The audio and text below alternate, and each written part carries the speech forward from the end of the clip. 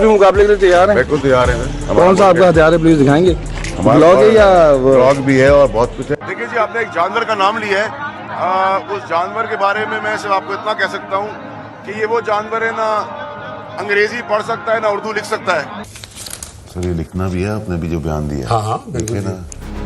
PTI ਦੇ ਸ਼ੌਕੇ member assembly Faisal ਵਾਡਾ ਹੋਰੀ ਚੰਨ ਚੜਾਉਣ ਦਾ ਕੋਈ ਮੌਕਾ ਹੱਥੋਂ ਨਹੀਂ ਜਾਣ ਦਿੰਦੇ। ਉਹ ਚੀਨੀ ਕੌਂਸਲਖਾਨੇ ਉੱਤੇ ਹਮਲਾ ਹੋਵੇ ਜਾਂ ਅਜਿਹਾ ਕੋਈ ਹੋਰ ਮਾਮਲਾ, ਵਾਡੇ ਹਰੀ ਚੜੀਤ ਸਾੜਨ ਤੋਂ ਕਦੀ ਵੀ ਬਾਜ਼ ਨਹੀਂ ਆਏ। ਉਹਨਾਂ ਦੀਆਂ ਇਹੋ ਹੀ ਹਰਕਤਾਂ ਅੱਜ ਉਹਨਾਂ ਦੇ ਖਿਲਾਫ ਨਹਿਲੀ ਦੀ ਦਰਖਾਸਤ ਦੀ ਕਰਪੜ ਗਈਆਂ। ਕਾਨੂੰਨਦਾਨ ਕਾਮਰਾਨ ਮੁਰਤਜ਼ਾ ਵੱਲੋਂ ਸਪੀਕਰ ਅਸੈਂਬਲੀ ਨੂੰ ਜਮ੍ਹਾਂ ਕਰਾਈ ਗਈ ਦਰਖਾਸਤ ਵਿੱਚ ਆਖਿਆ ਗਿਆ ਹੈ ਕਿ ਉਹਨਾਂ ਆਪਣੇ ਅਸਾਸੇ ਤਾਂ ਲੁਕਾਏ ਸਨ, ਨਾਲ ਆਪਣਾ ਦੂਜਾ ਵਿਆਹ ਵੀ ਜ਼ਾਹਰ ਨਹੀਂ ਕੀਤਾ। ਇਸ ਲਈ ਉਹ ਸਾਦਿਕ ਤੇ ਅਮੀਨ ਨਹੀਂ ਰਹੇ, ਉਹਨਾਂ ਨੂੰ ਨਾਅਹਲ ਕਰ ਦਿੱਤਾ ਜਾਏ। ਦਰਖਾਸਤ ਗੁਜ਼ਾਰ ਦਾ ਉਲਾਮਾ ਆਪਣੀ ਥਾਵੇਂ ਤੇ ਵਾਡੇ ਹੋਰਾਂ ਦੀਆਂ ਮਜਬੂਰੀਆਂ ਆਪਣੀ ਥਾਂ।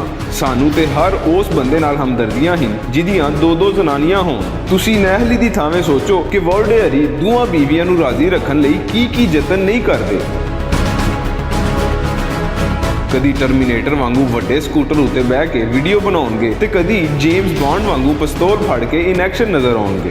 ਬੇਗਮਾਂ ਰਾਜ਼ੀ ਕਰਨ ਲਈ ਇੰਨੇ ਯਤਨ ਕਰਨ ਵਾਲੇ ਦੇ ਖਿਲਾਫ ਨਹਿਲੀ ਦੀਆਂ ਦਰਖਾਸਤਾਂ ਦੇਣ ਦੀ ਥਾਵੇਂ ਉਹਦੇ ਨਾਲ ਤੇ ਹਮਦਰਦੀ ਕਰਨੀ ਚਾਹੀਦੀ ਹੈ ਕਿ ਭਲਿਆ ਜਿੰਨੀਆਂ ਮੁਸੀਬਤਾਂ ਪਾਲ ਰਿਹਾ ਤੇਰਾ ਕਮਲਾ ਹੋਣਾ ਵਾਕਈ ਬਣਦਾ ਹੈ।